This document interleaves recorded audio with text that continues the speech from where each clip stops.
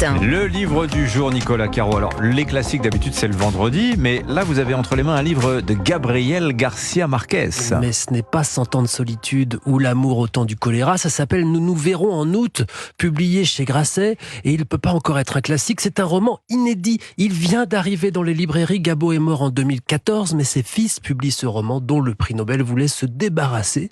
Ce sont eux, ses fils, qui expliquent l'histoire de ce manuscrit dans la postface. Alors, ça ressemble à quoi? Alors, je vous lis le tout début, tiens.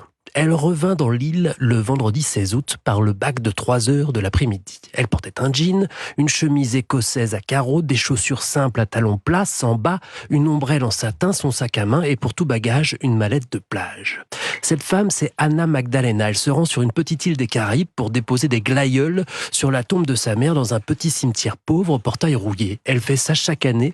Le 16 août, c'est comme ça. Chaque année, même heure, même taxi, même hôtel, même fleuriste. Elle dépose les fleurs, elle nettoie un peu la tombe et celle d'à côté, puis le lendemain, elle repart chez elle retrouver son mari et à l'année prochaine. Alors j'imagine que cette année, il va se passer quelque chose. Exactement. Elle a 46 ans cette année, Anna Magdalena. Ce soir-là, elle descend au bar pour dîner avant de remonter pour lire Dracula de Bram Stoker qu'elle a emmené avec elle et qu'elle lit avec la ferveur qui s'attache au chef-d'œuvre, écrit Garcia Marquez qui s'y connaît en chef-d'œuvre. Elle mange un sandwich rapide. Autour d'elle, il y a surtout des touristes, mais il y a un homme en face qui l'observe.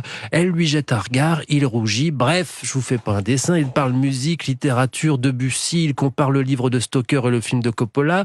Lui est espagnol et elle sait pas pourquoi, elle ne l'explique pas, mais ils ont donc passé la nuit ensemble et à partir de cette année-là, chaque 16 août lui réservera une aventure différente sur cette île. C'est très étonnant de lire ce Garcia Marquez inédit et même s'il n'en était pas satisfait complètement, même s'il n'a pas été retravaillé, poli, raboté, etc., on mesure quand même là la puissance créatrice des maîtres. C'est virtuose et vif et beau. Voilà, en tout cas. Vous nous avez donné envie.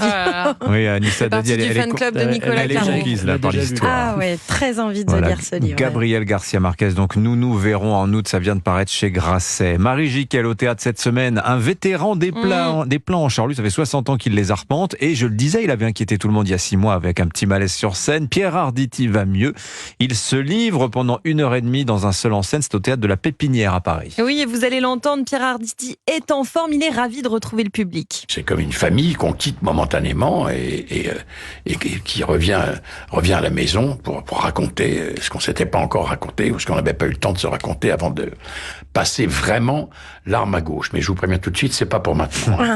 Espiègle, charmant, plein d'autodérision, Pierre Arditi nous invite dans cet écrin qui est le théâtre de la Pépinière à Paris. Une rencontre en toute simplicité pour nous donner de ses nouvelles après les quelques malaises de l'automne dernier sur scène. Ça me fait plaisir de parler aux gens qui m'ont pas vu depuis un moment. Je sens bien qu'ils viennent vérifier que je suis encore vivant. Donc c'est bien. Je leur dis, oui, voilà, ça va, vous? Oui, bah moi ça va mieux. Enfin, en tout cas, normalement, cette fois-ci, je devrais pouvoir aller jusqu'au bout. Alors, ça les fait marrer. Voilà, il est en pleine entendu. forme. Mise en scène sobre, un simple bureau. Pierre Arditi s'y installe pour lire des textes qu'il chérit, de Yasmina Reza, de Jean-Michel Ribes, des dramaturges avec lesquels il a travaillé, des extraits autobiographiques, des nouvelles, des petites fictions gorgées de malice, de traits d'esprit, lues le sourire en coin. Alors ça n'est pas du théâtre, mais grâce à Arditi, forcément ça le devient. Oui, il y a un hommage au théâtre, mais c'est ma vie, hein. C'est ma vie, le théâtre. Je suis jamais autant à nu que quand je joue au théâtre.